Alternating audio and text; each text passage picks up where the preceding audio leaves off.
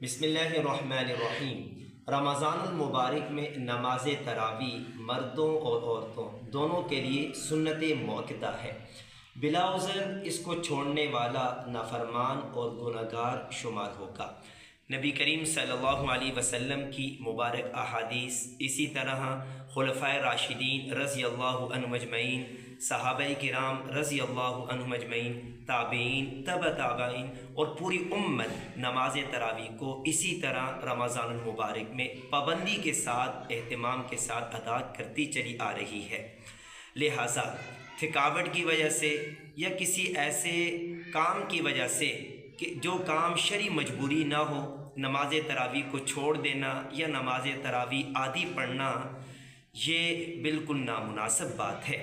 نبی کریم صلی اللہ علیہ وسلم کی مبارک حدیث کا مفہوم ہے کہ آپ صلی اللہ علیہ وسلم نے 3 دن نماز تراویح مسجد میں پڑھائی، پھر چوتھے دن جب صحابہ کرام رضی اللہ عنہم اجمعین کا بہت زیادہ شوق اور اشتیاق مسجد میں بہت زیادہ ہوا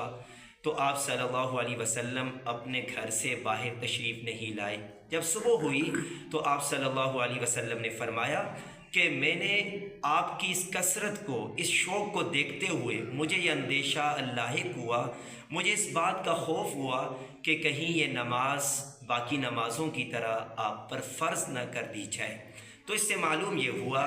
کہ کسی عمل سے محبت کے باوجود اس لیے کہ اسے چھوڑ دینا کہیں یہ عمل یہ امت پر فرض نہ ہو جائے، پیارے نبی کریم صلی اللہ علیہ وسلم کی امت پر شفقت اور کامل محبت کے ساتھ ساتھ از خود اس عمل کی اہمیت معلوم ہوتی ہے۔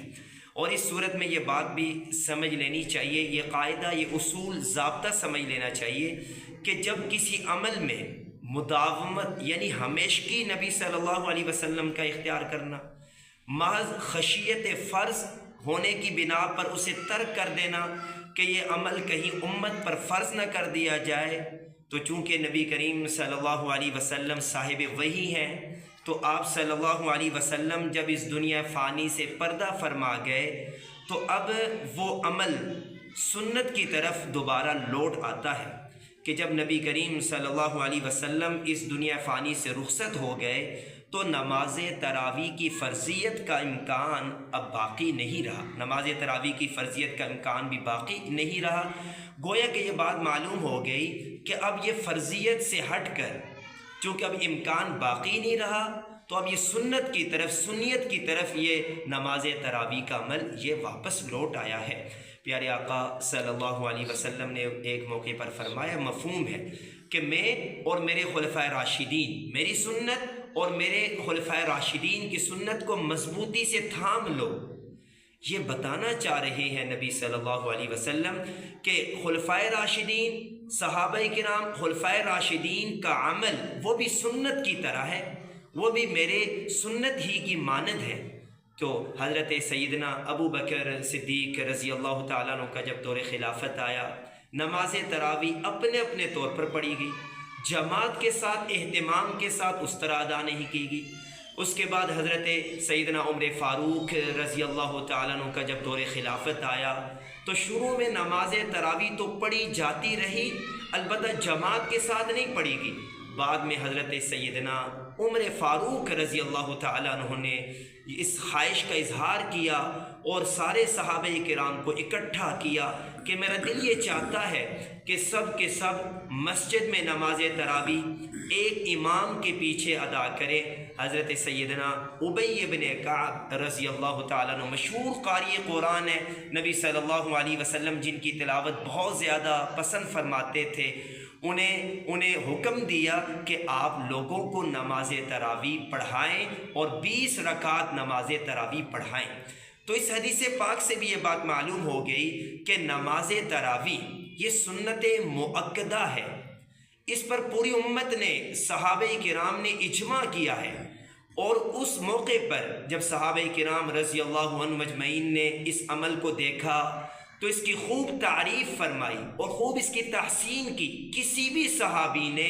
حضرت عمر فاروق رضی اللہ تعالیٰ عنہ کے اس عمل پر نکیر نہیں کی، بلکہ سب نے حضرت ابی بن کعب رضی اللہ تعالیٰ عنہ کے پیچھے مسجد میں نماز تراویح جماعت کے ساتھ 20 رکعت پڑھی ہیں۔ تو اس سے بات معلوم ہو گئی کہ نماز تراویح یہ سنت مؤکدہ ہے، اس کو بلا عذر چھوڑ دینا، غفلت اختیار کر لینا، کبھی دل چاہے پڑھ لینا، کبھی دل نہ چاہے نہ پڑھنا، کبھی آدھی پڑھ لینا، یہ غلط بات ہے، یہ درست بات نہیں ہے۔ اور ہمارے ہاں تو یہ رواج بھی چل پڑا ہے کہ جس کا دل چاہے اتنی پڑھ لیتا ہے، اور دل نہ چاہے تو نماز تراویح کو چھوڑ بھی دیتے ہیں بلا کسی شرعی عذر کے۔ گھر میں خواتین عورتیں وہ بھی نماز تراویح کبھی دل چاہے تو پڑھ لیتی ہیں اور کبھی دل چاہے تو نماز تراویح چھوڑ دیتی ہیں۔ تو اس لیے کوشش کرنی چاہیے کہ نماز تراویح، رمضان جو اللہ کی طرف سے خاص تحفہ ہے، نماز ایک خاص تحفہ ہے، اور تراویح ایک بہت عظیم عبادت ہے، تو اس عظیم عبادت سے ہمیں لطف اندوز ہونا چاہیے، اور اللہ کی طرف سے جو نعمتیں ہیں ان نعمتوں کا خوب شکریہ ادا کرنا چاہیے۔ اللہ تعالی ہم سب کو نماز تراویح کی عبادات صحیح معنوں میں ادائیگی کے ساتھ، اہتمام کے ساتھ ادا کرنے کی توفیق عطا فرمائے، آمین۔